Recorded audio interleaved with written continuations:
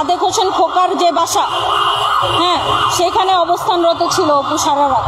সেখানে ওই স্টেটমেন্টগুলো দিছে, এই স্টেটমেন্টটা ওই বাসা থেকে। এই স্বীকারোক্তিটা নিল কারা? এবং গোপীবাগ কার বাসা? গোপীবাগ কার বাসা? ইশরাক ভাইয়ের বাসা না? এবং অপুকে তো ইশরাক ভাইয়ের বাসার সামনে থেকেই ধরছে। এবং আপনারা দেখেন কয়েকটা ছবি টবি ঘুরে বেড়াচ্ছে, এগুলো তো সব ইশরাক ভাইয়ের বাসাতেই। তো এখানে তো বলার সন্দেহর কিছু নাই যে অপুকে নিয়ে ইশরাক ভাই জোরপূর্বক এগুলো করাইছে। এবং যেই ধারণা সেটা হচ্ছে যে অপুকে উনি হয়তোবা আইনি সহায়তা দেওয়ার কথা বলছিল, যে তুমি আমাকে শুধু একটা নাম বলবা, তোমার নাম একটা নাম বলবা, যে কোনো উপদেষ্টার একটা নাম বলবা, হয়তোবা আসিফ নয়তো নাহিদ, কারো একটা নাম বলবা যে তোমাদেরকে দিয়ে চাঁদাবাজি করায়, তাইলেই হবে, তোমার যত রকমের হেল্প লাগে আমরা তোমাকে করব। না, উনি বলছে যে আমি পুরাপুরি ফেসে গেছি, এটা আমি বুঝতেই পারি না, আমি নিজে যা ওইখানে এইরকম সিচুয়েশনে পড়ে যাব। আমি জানতামই না যে ওইখানে রিয়াদ টাকা নিতে গেছে, বা ওই আঙ্কেলও আইসা রিয়াদকে টাকা দিবে, এগুলো অপু জানতোই না। অপু গেছে শাম্মী আহমেদকে ধরার জন্য, এটাই ওর উদ্দেশ্য, আর কোনো উদ্দেশ্য ছিল না। ঠিক আছে, এখন এই 31 তারিখে রাতে থেকে সকাল 7টা পর্যন্ত এই সময়টাতে অপু গোপীবাগে ছিল। গোপীবাগ থেকে অপুকে অ্যারেস্ট করছে। আপনারা ডিবির কাছ থেকে খোঁজ খবর নেন, ওনারাই তো বলবে ওরা কোত্থেকে নিয়ে আসছে। এই যে রিমান্ডে নিছে, আমরা জানি রিমান্ডের পরে কোর্টে উঠানোর পর একটা মেডিকেল রিপোর্ট জমা দিতে হয়। অপুর জন্য পুলিশ কোনো মেডিকেল রিপোর্ট জমা দেয় নাই।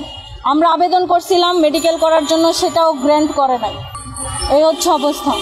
অপুকে মেরে রক্তাক্ত করে ফেলছে, ছেলেটা ঠিকমতো দাঁড়াইতে পারে না হসপিটালেও। কালকেও হচ্ছে 10 মিনিটের ফোন কল থাকে প্রত্যেক আসামির জন্য সপ্তাহে একবার। অপু আমাকে গতকালকে ফোন দিছিল, বলল সকালবেলা মেডিকেল টিম তার চিকিৎসা করে গেছে, তাকে মেডিসিন দিয়ে গেছে, তার অবস্থা খুব একটা ভালো নয়। গোপীবাগে আপনার সাদেক হোসেন খোকার যে বাসা, হ্যাঁ, সেখানে অবস্থানরত ছিল অপু সারা রাত।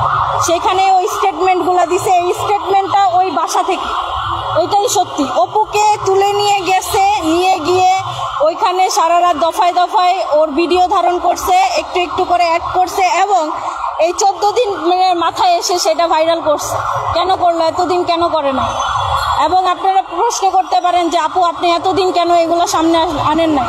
না, আমার পাশে কেউ ছিল না, আমি কাউকে চিনি না। এই যে মিডিয়া আপনারা সবাই সামনে আমার দাঁড়ায় আছেন, এতগুলো চ্যানেল, এইগুলোকে তো আমারে ম্যানেজ করে দিছে অপুর দলের। যখন অপুর এনসিপির উপরে প্রশ্ন আসলো, যখন এনসিপির উপরে প্রশ্ন চলে আসলো, এনসিপির স্বার্থে চলে আসলো, তখন তারা আমাকে এখানে নিয়ে আসছে। আমি এতদিন এই কথাগুলো বলার মানুষ পাচ্ছিলাম না, আমি কাকে বলতাম?